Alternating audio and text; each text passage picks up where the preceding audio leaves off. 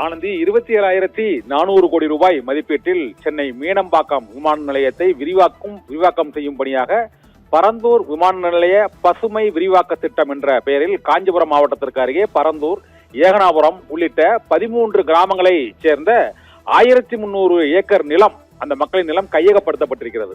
இந்த சூழ்நிலையில் ஒரு 900 நாட்களாக, கிட்டத்தட்ட ஒரு 3 வருடங்களாக அந்த பகுதி மக்கள் பல்வேறு கட்ட போராட்டங்களை, பரந்தூர் விமான நிலைய விரிவாக்க திட்டத்தால் விளைநிலங்கள், மக்கள் இடம்பெயர வேண்டிய சூழ்நிலை, சுற்றுச்சூழலுக்கு பாதிப்பு என பல்வேறு விதமான பாதிப்புகள் ஏற்படுகின்றன என்பதால் பரந்தூர் விமான நிலைய விரிவாக்க திட்டத்தை செயல்படுத்தக்கூடாது என அந்த பகுதி மக்கள், ஏகனாபுரம், பரந்தூர் பகுதி மக்கள் தொடர் போராட்டங்களை பல்வேறு கட்டங்களாக நடத்தி வந்தனர்.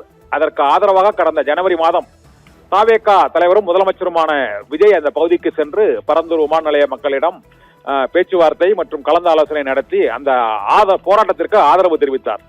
இந்த சூழ்நிலையில் தமிழக வெற்றி கழகம் வெற்றி பெற்று ஆட்சி அமைத்துள்ள சூழ்நிலையில் இன்று தலைமைச் செயலகத்தில் மிக முக்கியமாக அந்த பிரச்சனை தொடர்பாக முதலமைச்சர் விஜய் ஆலோசனை நடத்தி வருகிறார். தொழில்துறையினர் மற்றும் அரசு துறை அதிகாரிகளுடன் பரந்தூர் விமான நிலைய விரிவாக்க திட்டம் எந்த நிலையில் இருக்கிறது, அதை தொடர்ந்து அந்த பணிகளை மேற்கொள்வதை நிறுத்தி வைக்குமாறு உத்தரவிட்டிருக்கிறார்.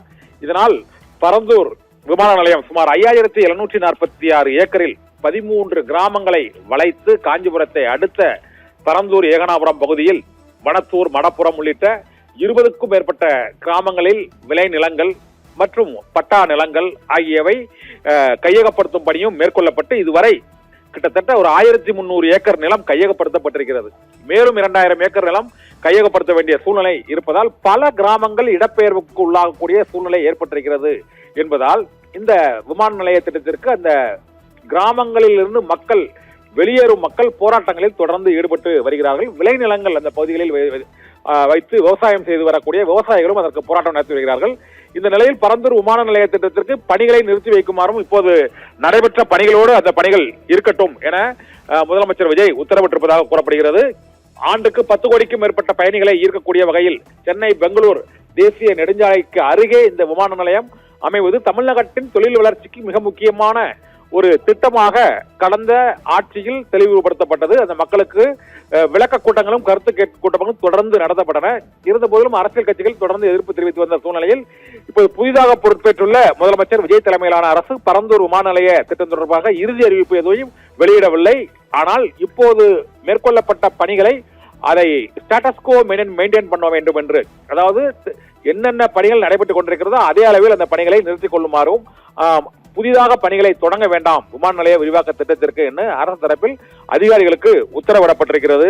இதனால் 5,746 ஏக்கர் பரப்பளவில் 27,400 கோடி ரூபாய் மதிப்பீட்டில் இந்த பரந்தூர் விமான நிலைய விரிவாக்க திட்டமானது செயல்படுமா, நிறுத்தப்படுமா, அல்லது விமான நிலைய விரிவாக்கத்திற்கு மூடு விழாவா? இது மத்திய மாநில அரசுகள் சம்பந்தப்பட்ட திட்டம் என்பதால் இந்த திட்டப்பணிகளை மாநில அரசால் முழுமையாக நிறுத்த முடியுமா என்றெல்லாம் பல்வேறு கேள்விகள் எழுந்திருக்கின்றன. அதனால் இப்போதைக்கு பரந்தூர் விமான நிலைய விரிவாக்க திட்டமானது அதே பாணியில் நிறுத்தப்பட்டிருக்கிறது. தொடர் பணிகள் செய்ய வேண்டாம் என அரசு தரப்பில் அறிவுறுத்தப்பட்டிருக்கிறது.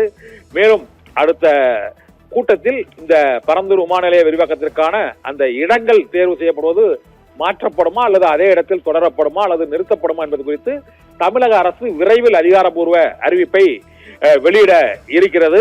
இந்த பரந்தூர் விமான நிலைய விரிவாக்க திட்டமானது தமிழகத்தின் பொருளாதார வளர்ச்சி மற்றும் காஞ்சிபுரம் மாவட்டத்தில் உள்ள 20க்கும் மேற்பட்ட கிராமங்களின் வாழ்வாதார பிரச்சனை இரண்டும் தொடர்புடையதாக இருக்கக்கூடிய நிலையில் அரசியல் ரீதியாக முடிவெடுக்கப்படுமா, மக்களின் நலன் கருதி முடிவெடுக்கப்படுமா, மாநிலத்தின் வளர்ச்சி கருதி முடிவெடுக்கப்படுமா என்பதே இப்போது மக்களின் முன்னுள்ள மிகப்பெரிய கேள்வியாக இருக்கிறது. ஆனந்தி.